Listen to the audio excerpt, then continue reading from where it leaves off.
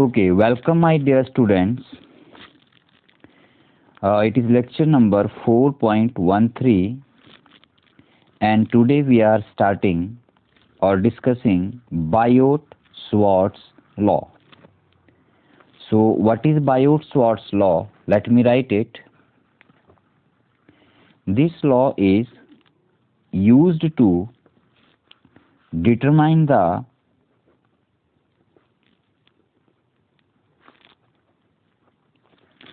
strength of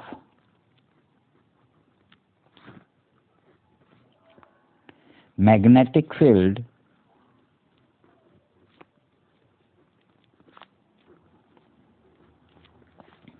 at any point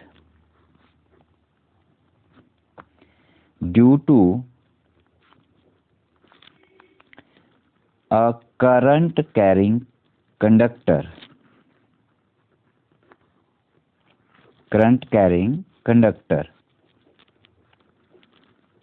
Okay, so dear students, we have studied in previous notes that when current starts to flow in a conductor, then magnetic field is induced around that conductor. So what is the amount of that produced electric field around the current carrying conductor? That is determined with the help of Biot-Swartz law. Okay, किसी भी conductor में जब current का flow start होता है तो उसके चारों ओर मैग्नेटिक फील्ड प्रोड्यूस होती है.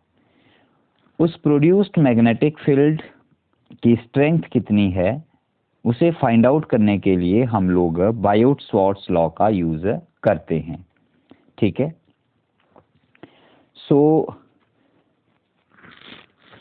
According to this law experiments करके इस लॉ को ड्राइव किया गया है. So let us suppose that ये हमारे पास कोई एक कंडक्टर है which is carrying current I in this direction and let you want to find magnetic field at point P. So we shall use Biot-Swartz law. What does this law states? इस law के according हम क्या करते हैं, सबसे पहले जो current carrying conductor है उसके ऊपर उस कंडक्टर का एक छोटा सा पोर्शन ऑफ लेंथ dl जो है वो कंसीडर कर लेते हैं. ठीक है, मान लीजिए यहाँ से यहाँ तक जो इसकी स्ट्रेंथ है लेंथ है वो dl है, जिसे हम लोग स्ट्रेट मान सकते हैं. अब यहाँ से हम लोग dl को ओरिजिन मानकर पॉइंट P के लिए एक वेक्टर ड्रॉ करते हैं and let us say that ये डिस्टेंस r है, तो इस वेक्टर को आप लोग r वेक्टर बोल देंगे and let this point is O. Then you can say that कि r vector is a position vector of the point with respect to the dl. अब इस पॉइंट P पर इस स्मॉल करंट एलिमेंट, अब यहाँ पर मैं आपको एक करंट एलिमेंट का डेफिनेशन भी देना चाहूँगा शुरू करने से पहले. तो करंट एलिमेंट क्या होता है, let us discuss here inside.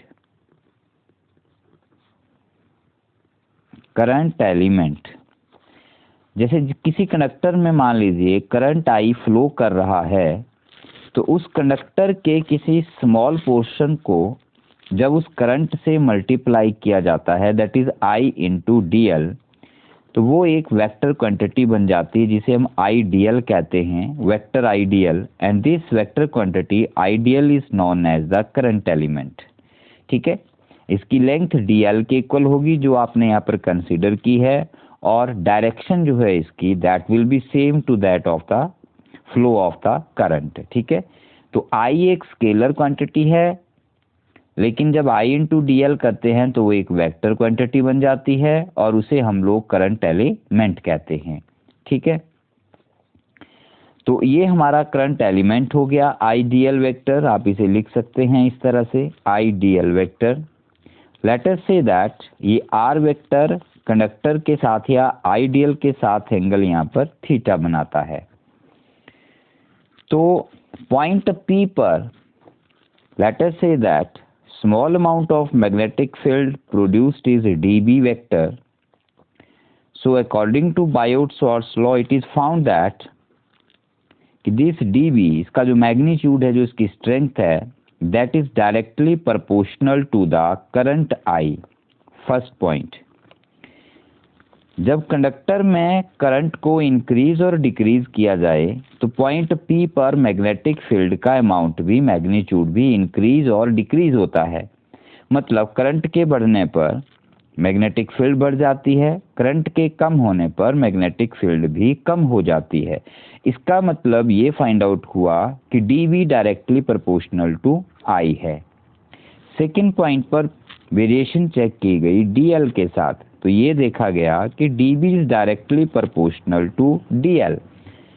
ये लेंथ, स्टेट लेंथ और स्मॉल लेंथ आपने ली है, जो मैग्नेटिक फील्ड है वो उस लेंथ पर डायरेक्टली डिपेंड करती है। थर्ड पॉइंट पर चेक किया गया कि ये जो एंगल थीटा है, इसके साथ मैग्नेटिक फील्ड की क्या वेरिएशन है। तो ये फाइंड आउट किया गया कि dV directly proportional to sine theta है।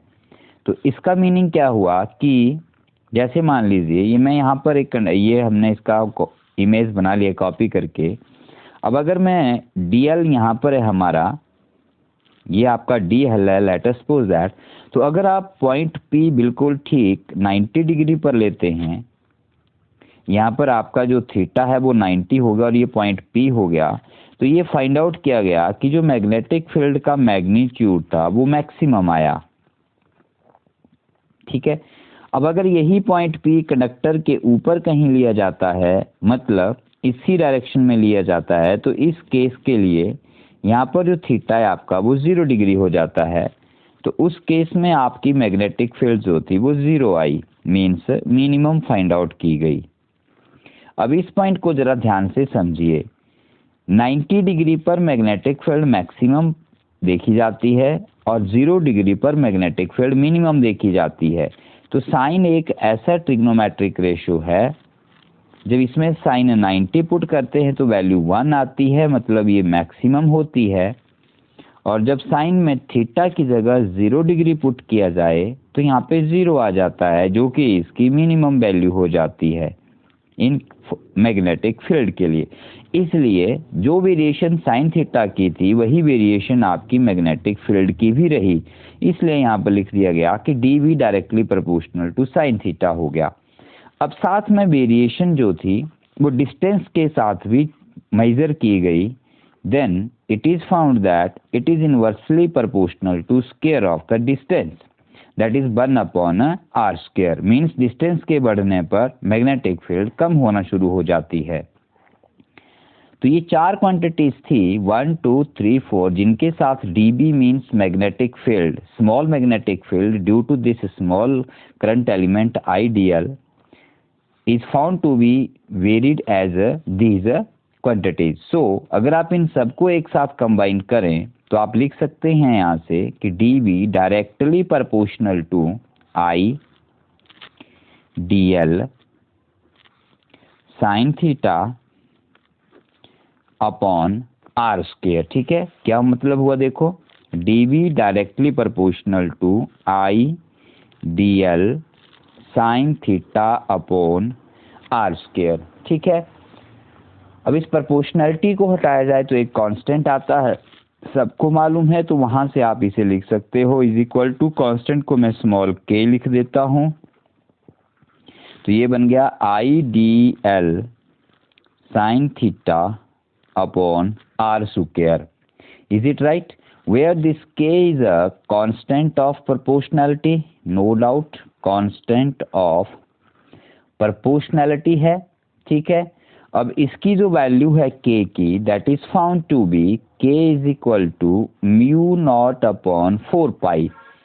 अब यहाँ पर ये जो μ0 है एक नया कांस्टेंट आ जाता है, इसके बारे में भी हम स्टडी करेंगे। लेकिन इस k का वैल्यू यहाँ पर सब्स्टिट्यूट जब कर दिया जाता है इस कांस्टेंट में, तो dB बन जाता है μ0/4π IDL sine theta upon are square. ये आपकी बायोट-स्वार्ट्स लॉ का एक एक्सप्रेशन बन जाता है। Okay, so dB is equal to mu not upon 4 pi I dl sine theta upon are square. तो ये आ गया इसका magnitude, magnetic field dB due to small current element I dl और due to small portion of the conductor dl। So in vector form हम लोग क्या करते हैं, वेक्टर फॉर्म में अगर आप इसे लिखना चाहें तो आप इसे इस तरह से लिख सकते हो। देखिए dB vector is equal to mu not upon 4 pi, ideal एक वेक्टर क्वांटिटी है, मैं पहले बता चुका हूँ, cross r unit vector upon are square. अब देखिए यहाँ पर साइन एंगल साइन थीटा आ रहा है, और थीटा जो है एंगल आपका किसके बीच में है, एंगल आपका dl और r वेक्टर के बीच में है, vector dl and vector r के बीच में एंगल थीटा है। तो अगर इन दोनों वेक्टर्स का क्रॉस प्रोडक्ट निकाला जाए तो आपको पता है क्रॉस प्रोडक्ट को जब ओपन किया जाता है तो sine of the smaller angle theta आता है उसमें। तो आप इसे यहाँ पर इस तरह से लिख सकते हो। जब आप इसका मैग्नीट्यूड निकालेंगे तो आपको सेम यही मिल जाएगा, magnitude of dB is equal to mu not upon 4 pi magnitude of this, और क्रॉस प्रोडक्ट का मैग्नीट्यूड क्या होता है, जैसे आपको मालूम है, अगर मेरे पास कोई दो वेक्टर a क्रॉस b हैं तो आप उसे लिखते हैं a b sine theta n unit vector. ठीक है, अब इसका जब आप मैग्नीट्यूड निकालेंगे तो वो आता है आपका ए बी साइन थीटा। ठीक है बच्चों, इसके लिए आप +1 क्लास का वीडियो लेक्चर देख सकते हैं क्रॉस प्रोडक्ट का, वहाँ पर आपको अगर यहाँ आपको कोई डाउट लग रहा है तो वहाँ पर वो क्लियर हो जाएगा। ठीक है, तो आप उसको अगर क्रॉस प्रोडक्ट और डॉट प्रोडक्ट अच्छे से देखना चाहते हैं तो +1 क्लास का वीडियो जो पड़ा हुआ है मेरे ही चैनल पे, आप वहाँ पर इसे सर्च कीजिए, आपको वहाँ पर क्रॉस प्रोडक्ट और डॉट प्रोडक्ट के बारे में पूरी इन्फॉर्मेशन मिल जाएगी। ठीक है, और एक्सप्लेन भी वहाँ पर इसे अच्छे से किया गया है। यहाँ पर मैं इसे नहीं कर पाऊँगा क्योंकि वीडियो फिर काफ़ी लेंथी हो जाएगा, तो it will take time. So vector dB ये आपका वेक्टर फॉर्म में आ गया। ठीक है, बट अब इसको हम थोड़ा सा एक्सपेंड करते हैं आगे। देखिए अब देखिए हमने यूनिट वेक्टर लिखा है, यूनिट वेक्टर का डेफिनेशन आपको मालूम है, vector divide by its magnitude होता है, मतलब आप इसे वेक्टर r अपॉन r लिख सकते हैं। सो देयरफॉर वेक्टर dB क्या बन जाएगा, देखिए म्यू नॉट अपॉन 4 पाई आई वेक्टर dl क्रॉस, इस r यूनिट वेक्टर को मैं रिप्लेस कर देता हूँ r वेक्टर अपॉन r से, r यूनिट वेक्टर को रिप्लेस कर दिया वेक्टर r अपॉन r से, और एक r स्क्वायर हमारा ऑलरेडी है डिनोमिनेटर में, तो r स्क्वायर इंटू r जो है वो r क्यूब हो जाता है। तो आपके पास ये एक्सप्रेशन बन जाता है vector dB is equal to mu not upon 4 pi ideal vector cross vector r upon r cube. तो बच्चों ये जो एक्सप्रेशन है ये वेक्टर फॉर्म में है जहाँ पर r हमारा वेक्टर में है, और ये जो एक्सप्रेशन है ये आपका यूनिट वेक्टर की फॉर्म में जहाँ पर r को हमने as a unit vector consider किया हुआ है। तो इन दोनों को ध्यान से देखेंगे, अगर ऊपर यूनिट वेक्टर है तो यहाँ स्क्वायर आता है, और अगर वेक्टर है तो यहाँ पे क्यूब आता है। ठीक है, so dear students this is all about your Biot Savart law. अब हम बात करें इसकी डायरेक्शन की, तो सीधी सी बात है, इसकी जो डायरेक्शन है वेक्टर dB की वो dl और r वेक्टर के परपेंडिकुलर रहेगी और राइट हैंड रूल से दी जाएगी, जो कि क्रॉस प्रोडक्ट की आती है। वेक्टर प्रोडक्ट की जो डायरेक्शन होती है राइट हैंड थंब रूल से, very simple, right hand thumb rule से इसकी डायरेक्शन जो है वो निकलती है। So let me find out it here. अब हम पॉइंट P पर कैलकुलेट कर रहे हैं बच्चों, तो देखिए ध्यान से, ये आपकी इस पॉइंट पर ये आपका P वेक्टर का डायरेक्शन है, और इसी पॉइंट पर ये आपका आइडियल वेक्टर का डायरेक्शन है, ये डायरेक्शन है आइडियल वेक्टर का, और ये डायरेक्शन है आपका r वेक्टर का।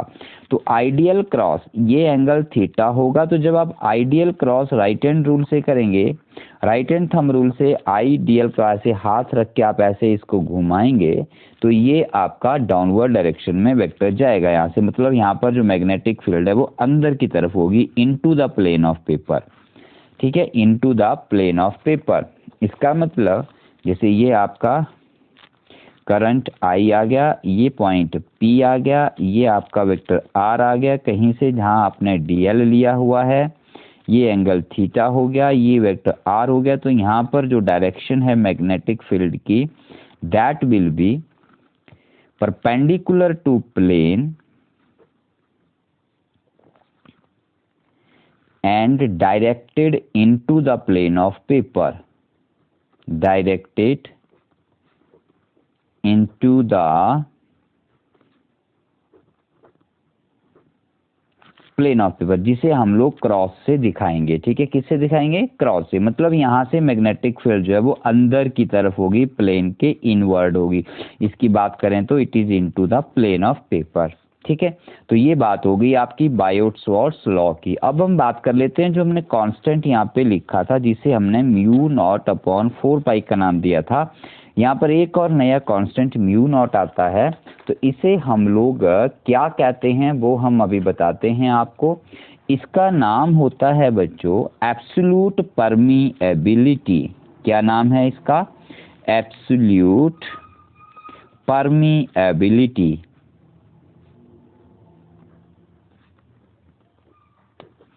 ठीक है, of free space. Mu not is known as a absolute permeability of free space. इसके बारे में हम डिटेल में पढ़ेंगे नेक्स्ट चैप्टर में। अभी आप इसको लर्न कर लीजिए, इसको नेम को याद कर लीजिए क्या होता है। और इसकी जो वैल्यू है म्यू नॉट की, वो वैल्यू होती है बच्चों mu not is equal to 4 pi into 10 power minus 7 tesla metre per ampere. ये इसका एसआई सिस्टम में इसकी वैल्यू है। ठीक है, ये इसकी वैल्यू है। क्या वैल्यू है म्यू नॉट की? Mu not is equal to 4 pi into 10 power minus 7 tesla metre per ampere. ठीक है, और अगर इस 4 पाई को इधर शिफ्ट कर दिया जाए तो आपके पास आ जाता है mu not upon 4 pi is equal to 10 power minus 7 tesla metre per ampere. T for tesla है ये। ठीक है, और ये आपका एसआई यूनिट में इसकी वैल्यू है। ठीक है, आ रही बात समझ में? राइट, तो इसका मतलब ये जो हमारे पास यहाँ पर कांस्टेंट के आता है बायोट-सवार्ट्स लॉ में म्यू नॉट अपॉन 4 पाई, इस के का वैल्यू कितना है? देखो, के है आपका म्यू नॉट अपॉन 4 पाई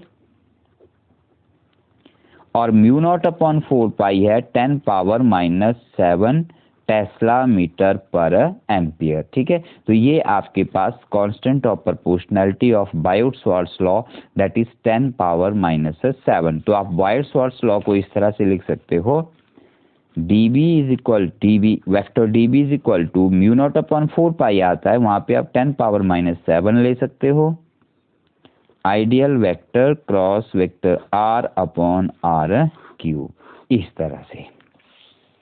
ठीक हो गया, तो ये आपका बायोट-सवार्ट्स लॉ है।